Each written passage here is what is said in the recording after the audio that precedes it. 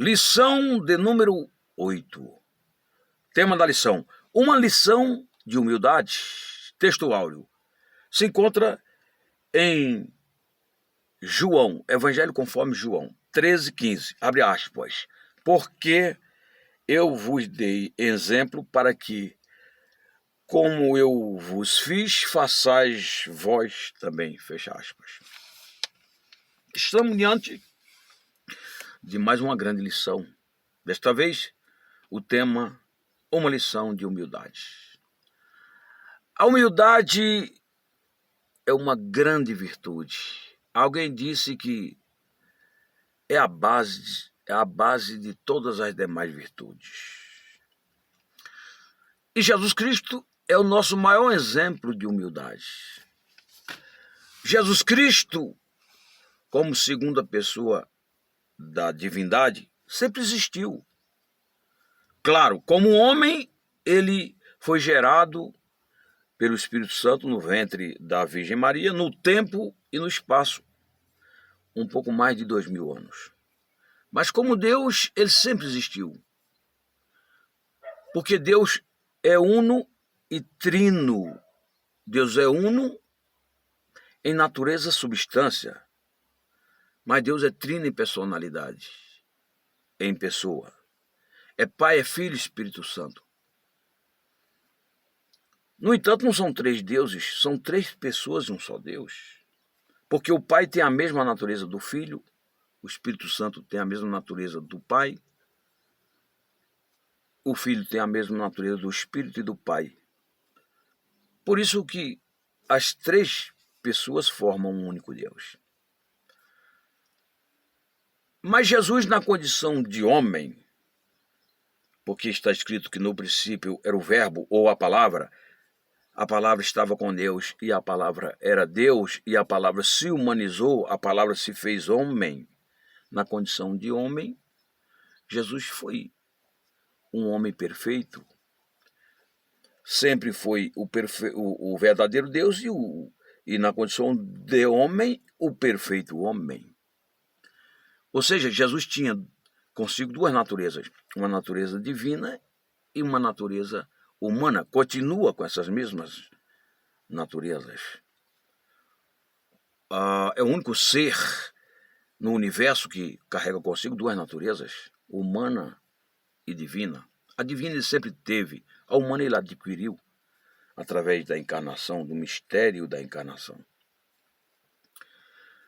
E como homem, Jesus foi o maior exemplo de humildade. A Bíblia fala que ele, sendo Deus, não usou de usurpação ser igual a Deus, mas tomou a forma de homem, se fazendo semelhante aos homens, se humilhou a si mesmo até a morte de cruz, pelo que também Deus, o Pai, o exaltou sobre todos, lhe dando um nome que é sobre todo nome nos céus, na terra e debaixo da terra, para que diante do nome de Jesus dobre-se todos os joelhos de todos que estão na terra, debaixo da terra e no céu, e toda língua confesse que ele é o Senhor, que ele é de fato Deus, Deus homem. Muito bem. E aqui nessa lição nós vamos aprender a respeito dessa grande virtude,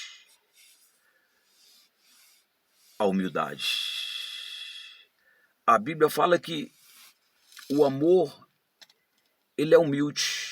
Ou seja, a pessoa que tem Deus, porque Deus é amor, ela necessariamente precisa manifestar essa virtude, a virtude da humildade.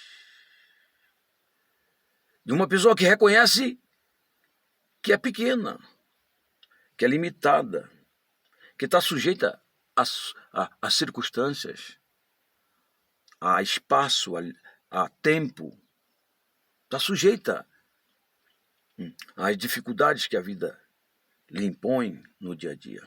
Mas existe um Deus que está no comando desta pessoa, honrando esta pessoa, dando graça a esta pessoa e exaltando esta pessoa do ponto de vista divino.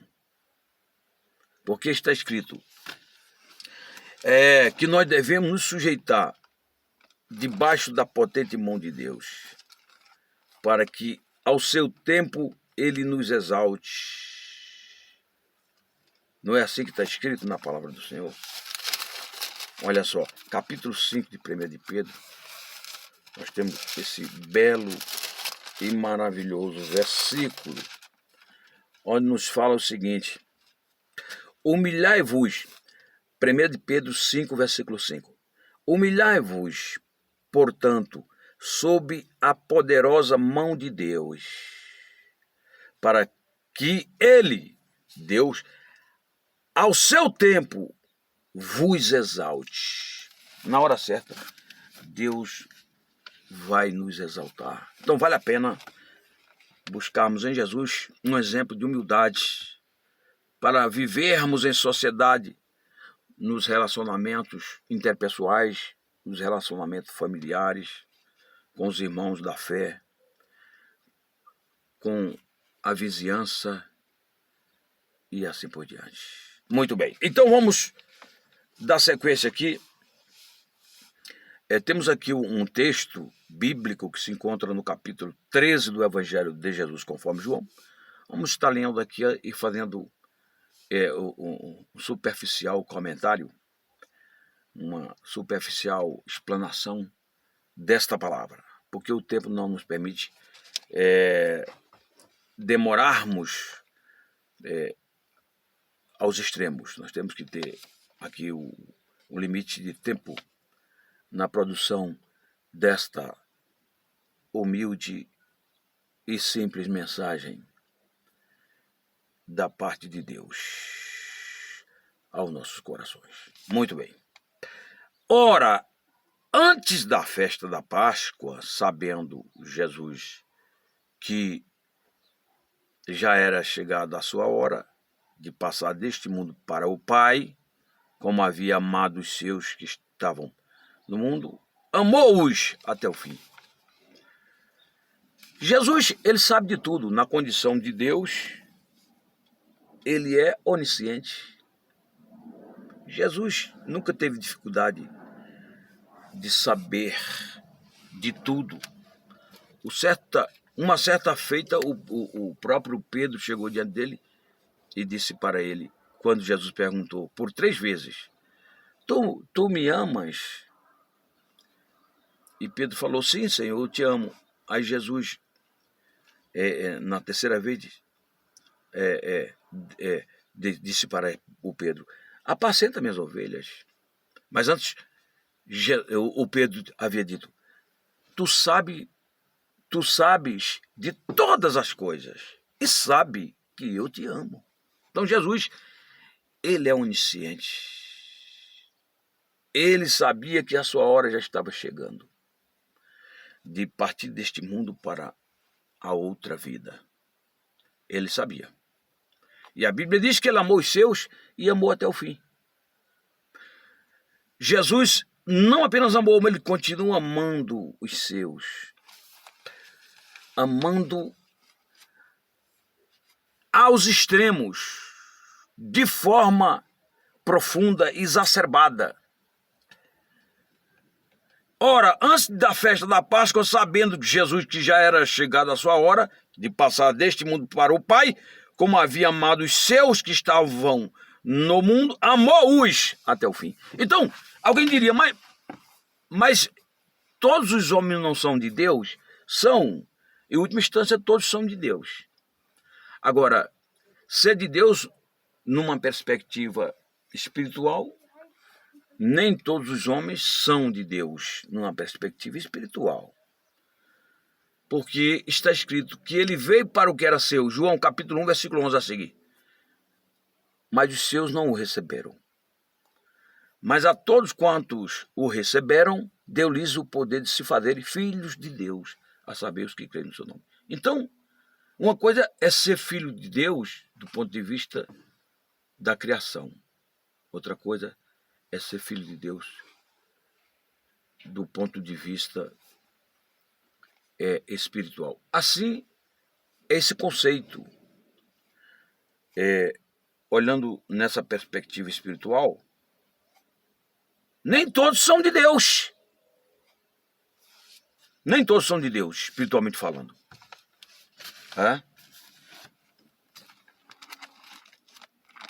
Quem são as pessoas que são de fato de Jesus? As pessoas que obedecem a Ele, obedecem à palavra dele. O que é que está escrito aqui? Romanos, capítulo 1, versículo 6. O que é que diz aqui? 1, 6. De cujo número sois também vós. Vós, quer dizer, a comunidade romana. Paulo estava escrevendo a comunidade de Roma. De cujo número sois também vós, chamados para serdes de Jesus Cristo. Aquela comunidade salva ali em Roma pertencia a Jesus Cristo. Tivera sido chamada aquela comunidade para ser de Jesus Cristo. Então Jesus amou os seus. Você quer continuar sendo alvo do amor de Jesus? Seja de Jesus. Seja de Deus. Seja uma pessoa submissa. Faça a vontade de Deus.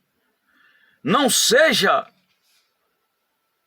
um diabo na figura de gente. Certa vez Jesus falou, fazendo referência ao Judas, quando Judas estava ali prestes a traí-lo, Jesus disse, o diabo, eu escolhi 12, mas destes 12, um é diabo. O Judas assumiu a condição de diabo. Ele não precisava assumir a condição de diabo. Diabo é aquele que rouba, que mata, que destrói.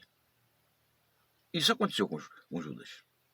Tem gente que está vivendo e alimentando aquele mesmo espírito de roubo, né?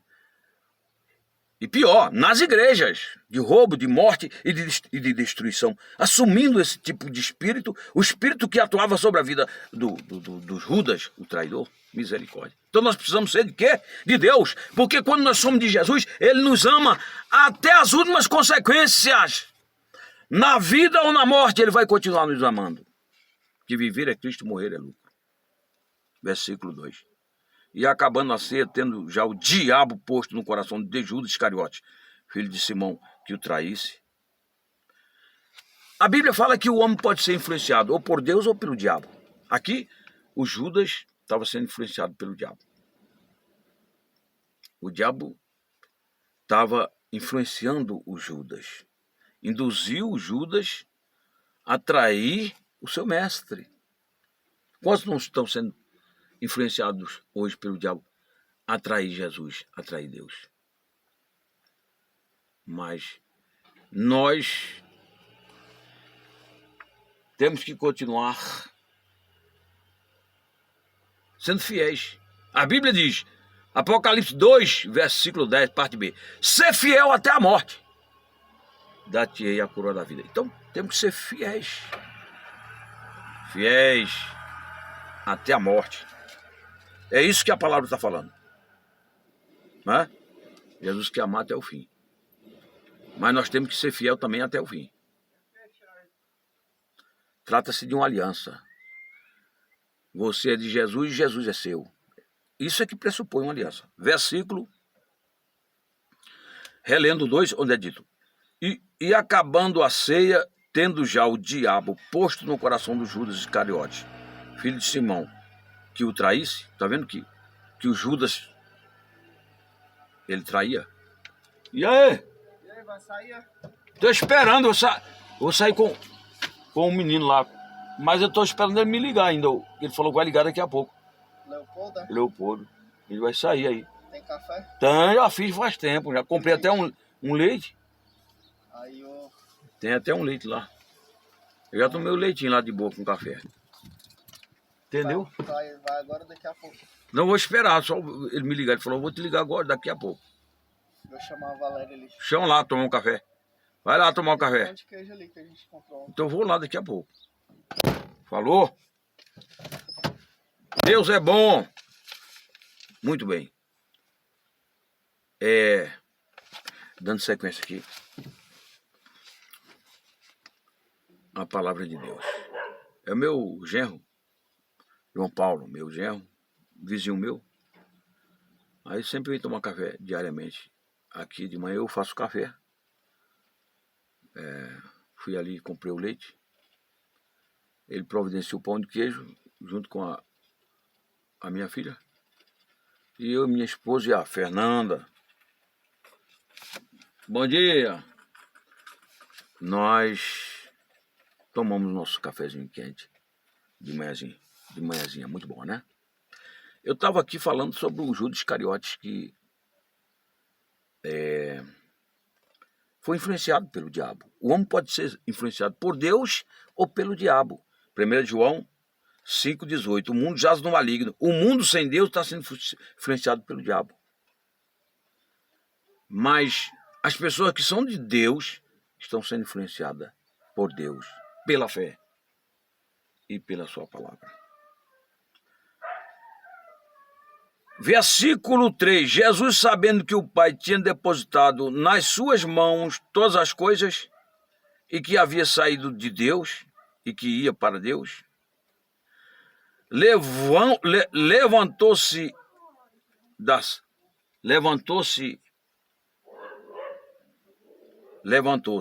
ceia, tirou as vestes e, tomando uma toalha, cingiu-se.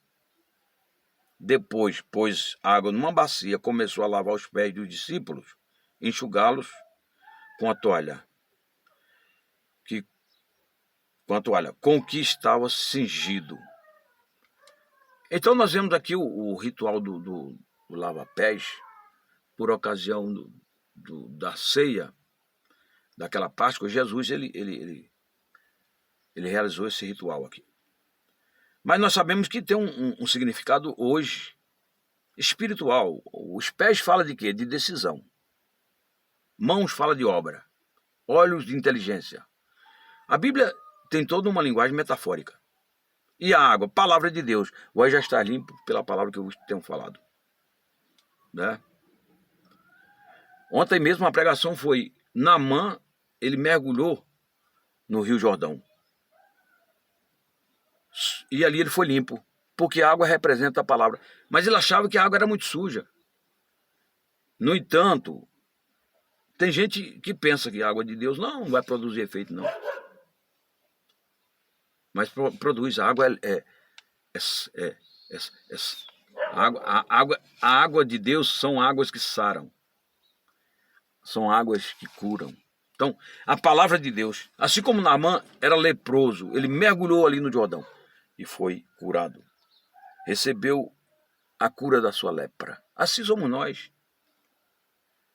Deus quer curar a nossa alma, restaurar a nossa alma através da palavra. Então, o lava-pés aqui representa isso. Nós precisamos lavar metaforicamente os pés das pessoas, pregar a palavra, ensinar a palavra, propagar a palavra, instruir as pessoas com a palavra, que é a água. E a água vai definir a decisão vai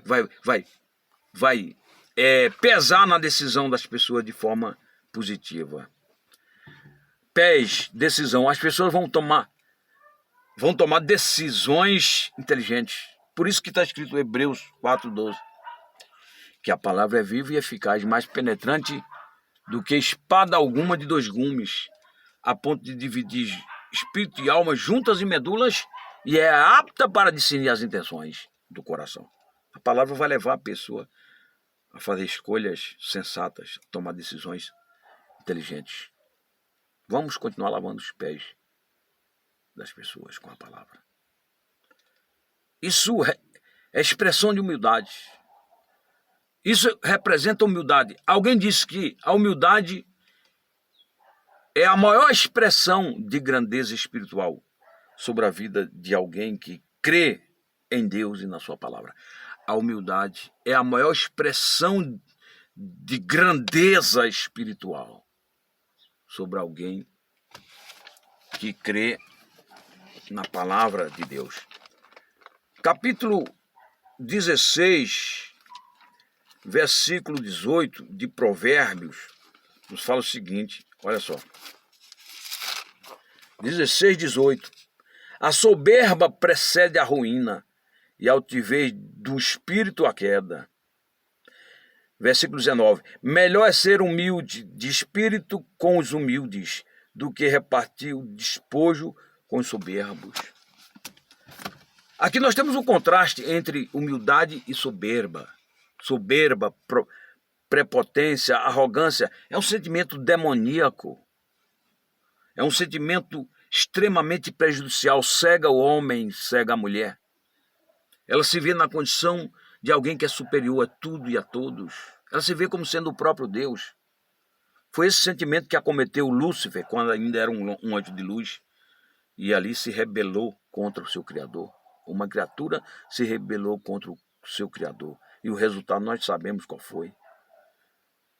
Então, nós temos que viver o oposto da arrogância, da prepotência, da altivez. Temos que viver a humildade e aprendendo, sobretudo, de Jesus Cristo.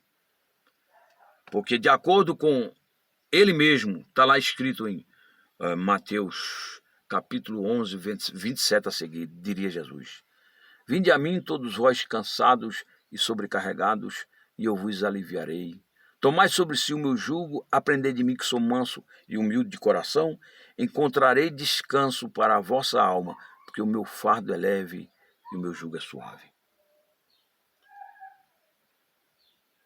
Aprender de Jesus, nós temos que aprender de Jesus. Aprender com a humildade de Jesus, com a simplicidade de Jesus, com a submissão de Jesus. Aquele que, sendo Deus, se fez homem. Aquele que obedeceu a Deus, o Pai, até o fim. Aquele que a si mesmo se humilhou até a morte de cruz, e Deus o exaltou soberanamente. Deus vai continuar nos exaltando. Mas temos que buscar em Jesus o seu exemplo.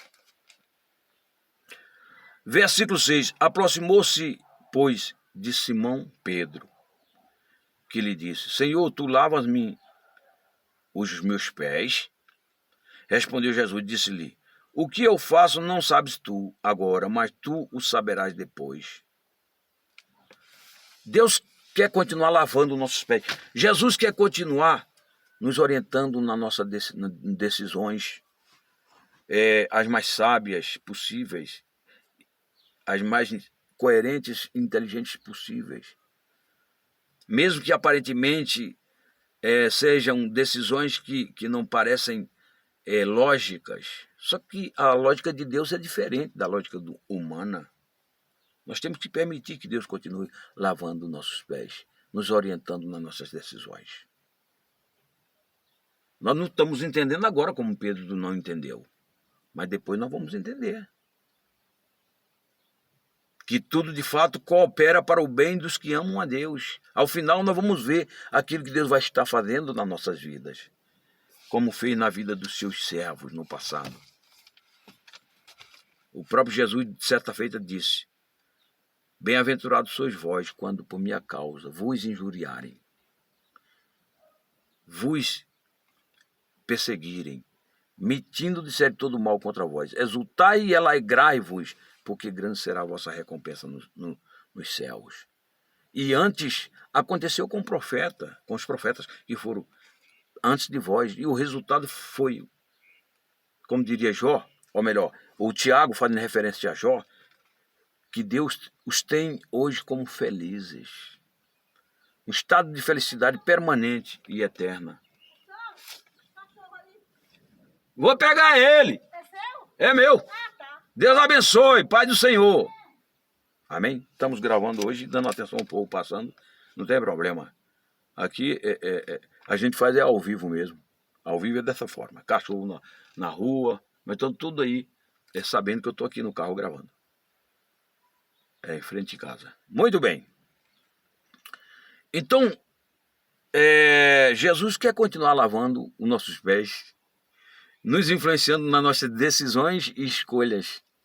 Porque só Deus sabe o que é bom para nós.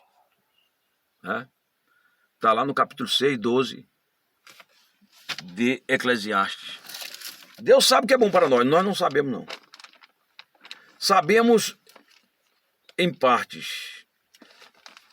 Nós sabemos relativamente o que é bom para nós. Deus sabe de forma absoluta. 6,12. Pois quem sabe o que é bom para o homem durante os poucos dias de sua vida de vaidade, os quais gasta como sombra? Quem pode declarar ao homem o que será depois dele debaixo do sol?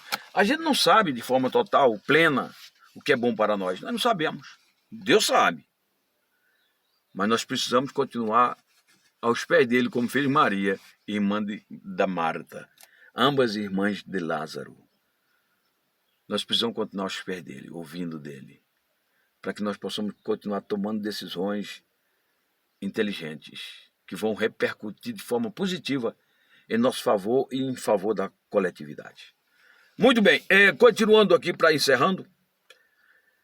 Respondeu Jesus e disse-lhe: o que eu faço não sabes tu agora, mas tu saberás depois. Disse-lhe Pedro: nunca me lavarás aos pés. Respondeu-lhe Jesus: se eu não te lavar, não tens parte comigo. Se nós não tomarmos decisões à luz da palavra, nós estamos perdidos. Nós não somos dignos de serem chamados seguidores de Jesus, pessoas de Deus. Nós temos que nos submeter à palavra, à lavagem, aos pés da parte de Jesus, pés de decisão. Amém? A água, a palavra, vós já está limpo pela palavra que eu tenho falado. Disse-lhe Simão Pedro: Senhor, não só os meus pés, mas também as mãos e a cabeça. Ele não estava entendendo ainda. Queria tomar um banho. Disse-lhe Jesus: aquele que está lavado não necessita de lavar, senão os pés, pois no mais todo está limpo. Ora, vós está limpo, mas não todos. Quer dizer, ele se referia ao Judas. Judas não estava limpo. Judas tomou decisão própria, a seu bel prazer. Judas cresceu o olho no dinheiro. Ele quis vender o seu mestre e vendeu por 30 moedas.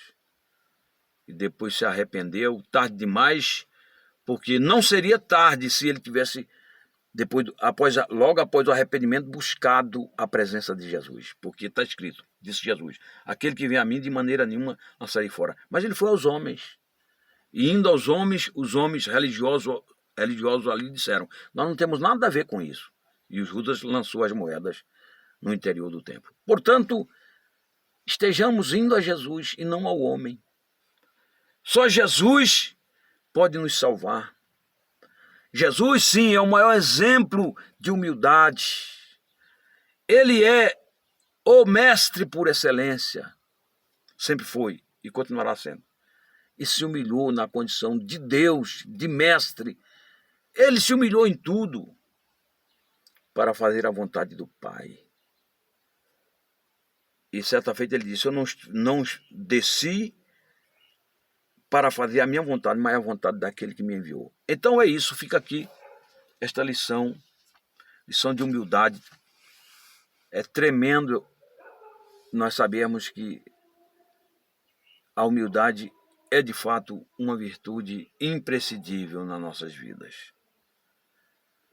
Na vida do salvo, do cristão, daquele que professa a sua fé em Jesus. Precisamos continuar sendo humildes. Certa ocasião, Jesus ainda disse: aquele que a si mesmo se humilha será exaltado. Seja humilde diante de Deus.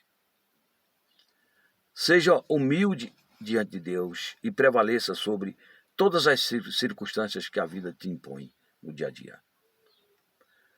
4, versículo 7 de Tiago: sujeitai-vos, pois, a Deus, resisti ao diabo e ele fugirá de vós. O diabo vai continuar perdendo. Vai continuar sendo resistido e envergonhado se nós continuarmos na presença do Senhor em humildade. Eu termino aqui citando a passagem de 2 Crônicas 7,14. Se o povo que se chama pelo meu nome se humilhar, orar, buscar a minha face e se arrepender dos seus maus caminhos, eu ouvirei dos céus, perdoarei os seus pecados e sararei a sua terra. Valério Pontes, se inscreve, compartilha e vamos juntos evangelizar o mundo. Amém.